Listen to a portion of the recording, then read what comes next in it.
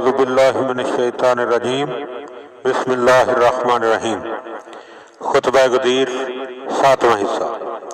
رسول خدا صلی اللہ علیہ وآلہ وسلم ارشاد فرماتے ہیں، لوگوں میں صراط مستقیم ہوں جس کی طرف گامزن ہونے کے لیے تمہیں خدا نے حکم دیا ہے، اور میرے بعد علی ہیں، پھر وہ امام ہیں جو علی کے فرزند اور میری آل ہیں۔ یہ سب حق کے رہنما، عدل قرآنی کے پاسبان،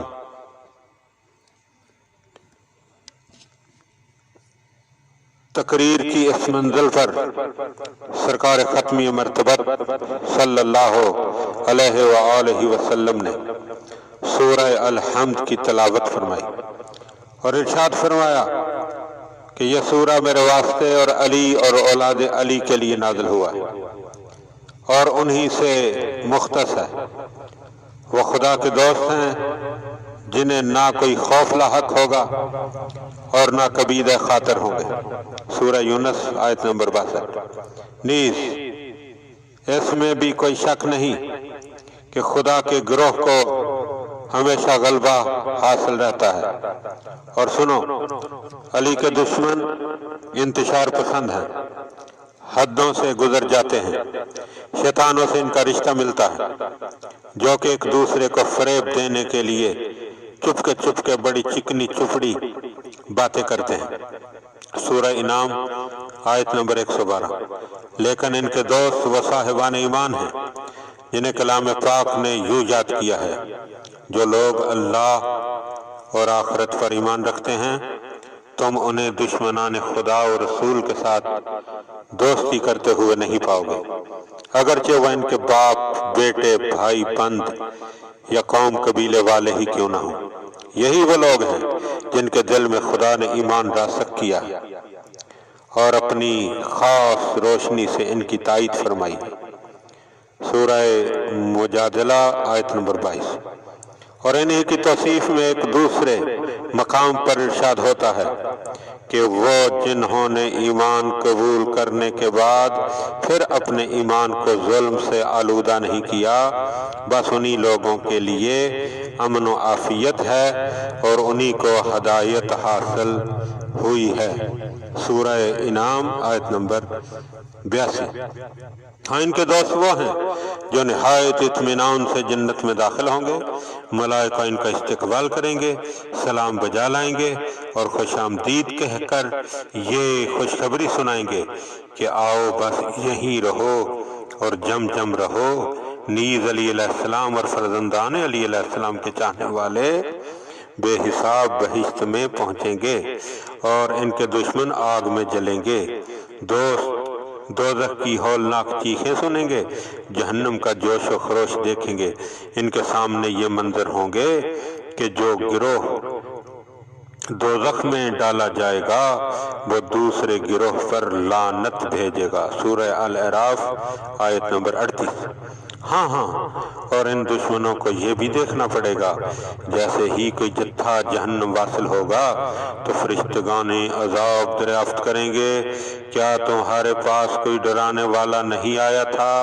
سورہ ملک آیت نمبر 8۔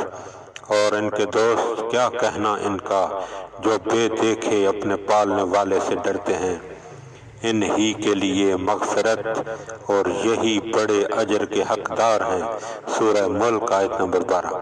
لوگوں، غور کیا تم نے کہ جنت و جہنم میں کتنا فرق ہے؟ اور یہ تفاوت بھی دیکھو کہ خدا نے ہمارے دشمن کی مذمت کی ہے اور اس پر نفرین بھیجی، اور برخلاف اس کے کہ وہ ہمارے دوستوں سے محبت فرماتا ہے اور ان کی تعریف کرتا ہے۔ لوگوں، میں تمہیں ڈرانے کے لیے آیا ہوں اور علی تمہاری ہدایت کے لیے مقرر ہوئے۔ لوگوں، میں نبی ہوں اور علی میرے وصی ہیں اور خاتم الائمہ ہمارا مہدی قائم ہے۔ سن لو، وہ تمام ادیان پر غالب آئے گا، ظالموں کو کیفر کردار تک پہنچائے گا، تمام کلوں پر فتح کا پرچم لہرا کر ستم کا کلا کما کر دے گا، شرک کے ہر سلسلے کو مٹائے گا، نیز خدا کے تمام دوستوں کے خون ناحق کا بدلہ لے گا۔ وہ اللہ کے دین کا ناصر ہے، وہ معرفت الہی کے اتھاہ سمندر سے ہمیشہ سیراب ہوتا رہے گا۔ نیز وہ دانش مندوں کے ساتھ ان کے علم و فضل کی وجہ سے اور نادانوں کے ساتھ ان کی نادانی کے پیش نظر حسن سلوک کا مظاہرہ کرے گا۔ وہ خدا کی پسند کا منتخب بندہ ہے، وہ ہر علم کا وارث ہوگا اور علم کے ہر شعبہ پر چھایا رہے گا۔ وہ خدا کی باتیں بتائے گا اور اپنے ایمان کی شان و شوکت سے دنیا کو جگائے گا۔ قائم آل محمد کی ذات فکر و عمل کے جمال و کمال کا مثالی نمونہ ہوگی۔ امت کے کل امور اسی کے سپرد ہوں گے، اور یہ وہی عظیم شخصیت ہے جس کی ہر پیش رو نے بشارت دی ہے۔ ہاں بس وہی ایک باقی رہنے والی حجت، اور اس کے بعد کوئی حجت نہیں ہے۔ ہر حق اس کا ہم نفس اور ہر نور اس کا ہم قدم، پھر نہ کوئی اس پہ ور ہو سکتا ہے اور نہ کوئی غالب آ سکتا ہے۔ ہاں روئے زمین پر وہی خدا کا ولی، خلق خدا میں اس کی جانب سے با اختیار حاکم وہی ہے، نیز ظاہر ہو یا باطن ہر عالم میں وہ خدا کا امین ہے۔ لوگوں تمہیں اچھی طرح سے بتا چکا ہوں، کافی سمجھا چکا ہوں، اب میرے بعد یہ علی تمہیں سمجھائیں گے، اور اپنی تقریر کے فوراً بعد میں تمہیں ان کی بیعت کے لیے طلب کروں گا۔ پہلے تمہیں ان کی امامت کے اقرار کے سلسلے میں میرے ہاتھ میں ہاتھ دینا ہوگا، اور اس کے بعد خود ان کے ہاتھ پر ہاتھ رکھ کر بیعت کرنا ہوگی۔ دیکھو میں خدا سے بیعت کر چکا ہوں اور علی نے میری بیعت کی ہے، اور اب میں خدا کی جانب سے علی کے لیے تم سے بیعت لے رہا ہوں، اور اگر اس کے بعد بھی کسی نے یہ بیعت توڑ دی تو یاد رکھو اسے خود اپنے نفس کی شکست کے سوا اور کچھ ہاتھ نہ آئے گا۔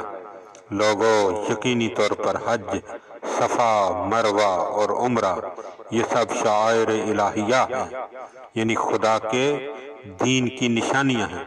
پس جو شخص خانہ خدا کا حج کرے یا عمرہ بجا لائے تو اس کے لیے صفا اور مروہ کی پہاڑیوں کے درمیان سعی کرنے میں کوئی حرج نہیں ہے۔ سورہ البقرہ آیت نمبر 158۔ اللہم صلی علی محمد و آل محمد۔